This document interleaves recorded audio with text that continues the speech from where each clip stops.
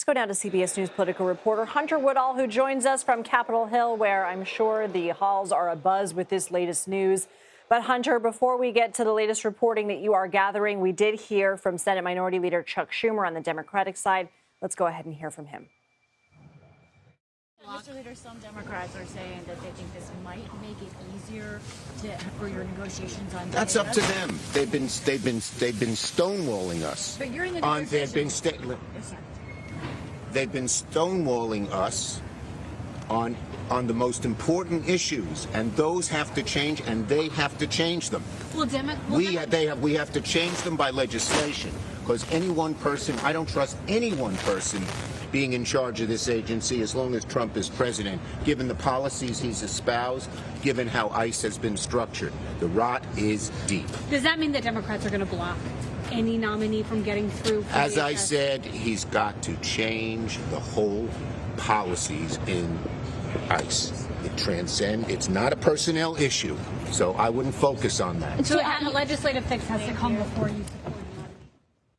All right. So, Hunter, if a look says 1,000 words, that look he gave to that reporter who was interjecting certainly did with that icy glare. But catch us up to speed on where we stand on this funding debate.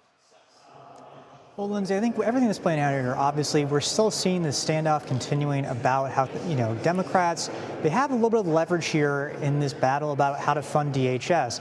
Now, obviously, everything going on overseas has cast a little bit of pressure on Democrats to help Republicans on something.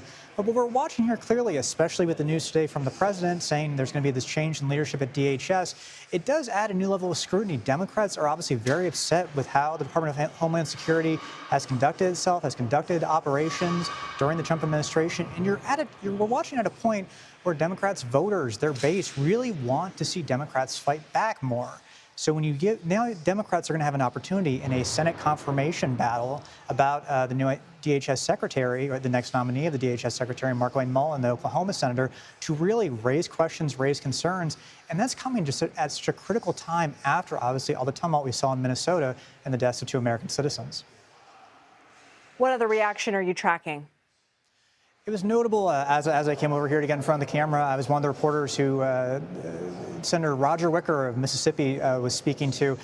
There's a certain level of just unexpectedness here. Obviously, Secretary Noem, the DHS secretary, had faced a lot of scrutiny and questions, as you've outlined earlier in this program.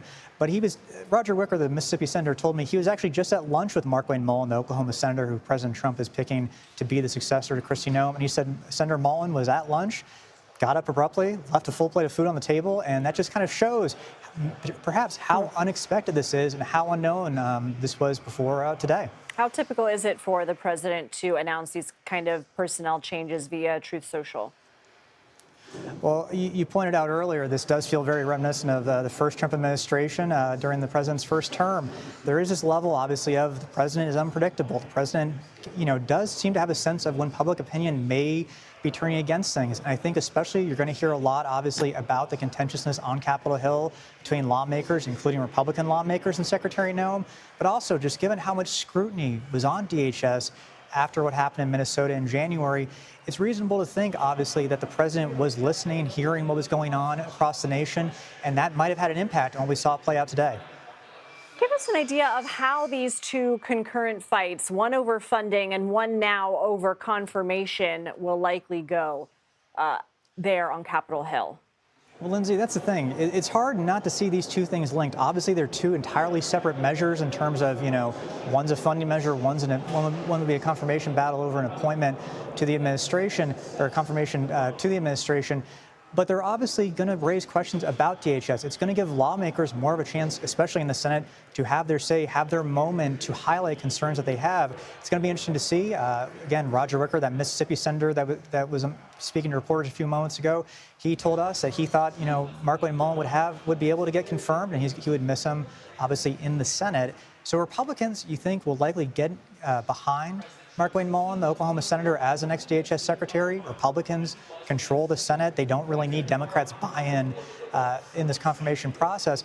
But you do think that Democrats will obviously be able to raise concerns. They could slow it down. This could drag on for a lengthy amount of time, and that could raise more scrutiny and, more calls for transparency at DHS.